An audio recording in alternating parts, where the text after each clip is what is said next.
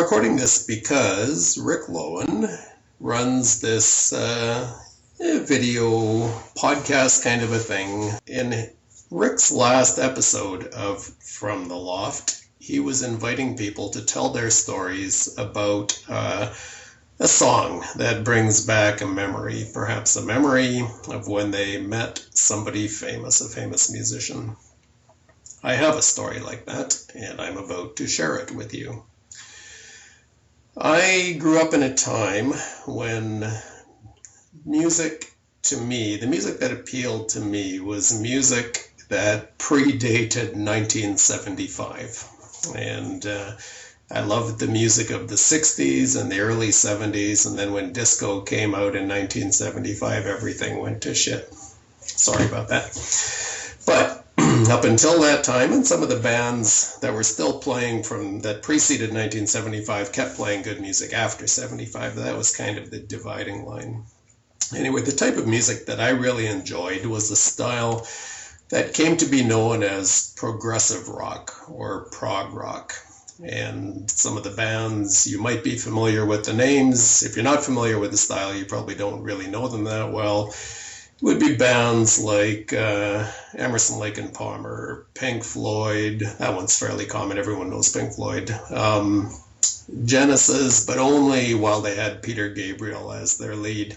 After Peter Gabriel left the band, that was probably about 73, 74. Phil Collins took over and the band became any other pop band, and so they were no good after that. But the one that really stands out for me is a group called Yes. Very simple name, Y-E-S. Yes was the name of the band, and they were one of the prime progressive rock bands of the era. Now, they had a guitarist. They had 5 main players in the band, all of whom were extremely talented. In fact, you might know the keyboard player by name, Rick Wakeman. The guitarist you might not know by name, Steve Howe, but he's the one who this story is about. And I want to share a little bit about my story about Yes and Steve Howe. Back in 1977, I was living in Abbotsford, and Yes was on a world tour promoting their new album called Going for the One. And they were coming through Vancouver. So, of course, I had purchased a ticket for the concert. And my brother, who was living in Calgary at the time, he flew in to go to the concert with me. And a friend of ours named Tim also joined. So the 3 of us were going to go to the Yes concert. I believe it was either a Friday night or Saturday night. I can't remember which. But the night of the concert, the 3 of us drove from Abbotsford into Vancouver and went and watched the concert. And it was a great concert, just what we were looking for. But there was one minor disappointment to me. And that was Steve Howe, the guitarist.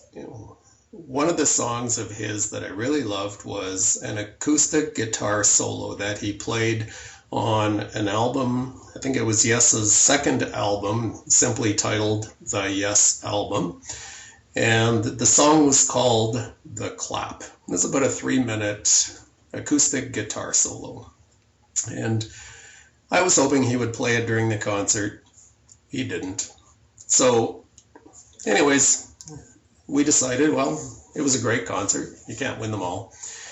My grandparents live in Vancouver, and we decided that since it was late, why don't we just stay over in Vancouver rather than driving back to Abbotsford for night. So we had prearranged that with the grandparents. So they were expecting us late. We had a key and so on. So it wasn't a big deal. We popped in there, spent the night, and then in appreciation the next morning for having spent the night at their place, we offered to take them out for brunch, my grandparents. And they loved the restaurant in one of Vancouver's fanciest hotels, which at the time was known as the Bayshore Inn. I believe now it's called the Westin Bayshore. It's a pretty high-end hotel, a really nice brunch on a Sunday morning. So the concert must have been a Saturday night. So we took our grandparents to the Bayshore Inn for breakfast.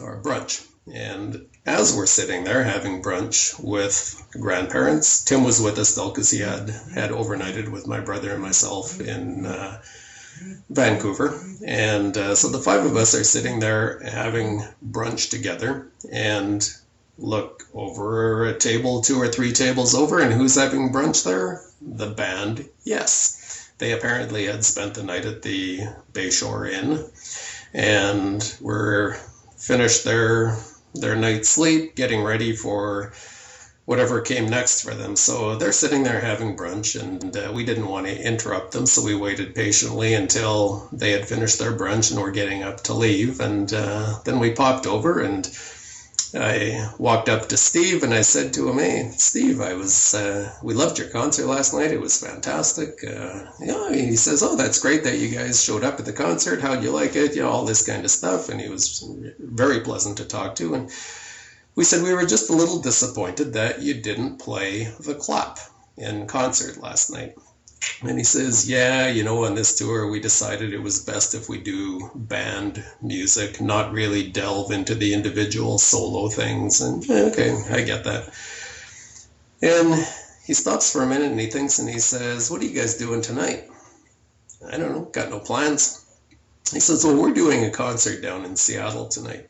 If you guys come down for the concert, after the concert's over, I'll have time. If you want to get together, I'll play the clap for you." Sounds like a plan. I like that. Okay. So he calls his manager over and says, "Hey, can you give these guys 3 backstage passes? They're coming down to the concert in Seattle tonight." Okay. So the guy pulls out 3 backstage passes and hands them to Tim, Rick, and myself. And so that was pretty much the end of that conversation. They went their way, we went ours. We had to take the grandparents back to their home, but the drive from Vancouver down to Seattle, about 3 hours. So we had plenty of time to get down there for the concert. And so as soon as we had dropped off the grandparents, we headed down to Seattle and went down to the arena where the concert was going to be held after dinner or whatever, and got there early enough. We were kind of into scalping tickets in those days, made a little extra money to help fund the activities that we enjoyed at that age. And so anyways, we got to the concert early enough, scalped a few tickets, made a few dollars, and then went in on our backstage passes. So we watched the concert, and it was pretty much the same set list. The clap was not played during the concert, which we didn't expect. But when the concert was over, then we were backstage with our passes, and so we were trying to get hold of Steve, saying, "Steve, you mentioned this morning, this morning, that you would play the clap for us after the concert. When are you available to do that?" But the manager wouldn't actually let us in to see the band. In fact, I think they gave us some story, "Oh, the band's already left for the hotel. Sorry you missed them, blah, blah, blah." And so we did a little digging, found out what hotel they were staying at, and let's say it was a Sheraton, who knows.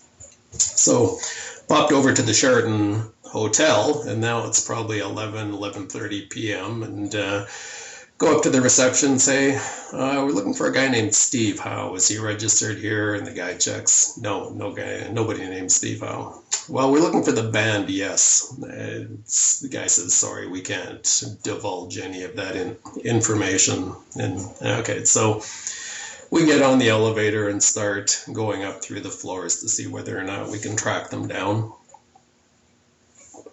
And sure enough, we get off the elevator, say the 8th floor, and we hear a bunch of noise. So this sounds promising. So we head over there, and sure enough, there's a conference room with 30 or 40 people sitting at a table, and we're looking through the door, and yeah, clearly it's the band and their entourage. So we knock, and some guy comes to the door, "Can I help you?" And we said, "Yeah, we're looking for Steve. Steve promised he would play for us after the show." And he looks puzzled, goes back in, comes back a minute later and says, "Yeah, Steve said you're right, he'll do that for you, but right now he's just finishing dinner. If you can give him half hour, 45 minutes, he'll come out and meet with you." Okay, so we killed time there, and sure enough, about a half hour later, Steve comes out the door, and "Hey guys, good to see you." And he says, "Come along with me." So sure enough, he leads us to his hotel room. And now, hang on a second while I try to share my screen. I got some photographs here. What was really cool back in those days, you got to remember this was 1977. And in 1977, nobody actually had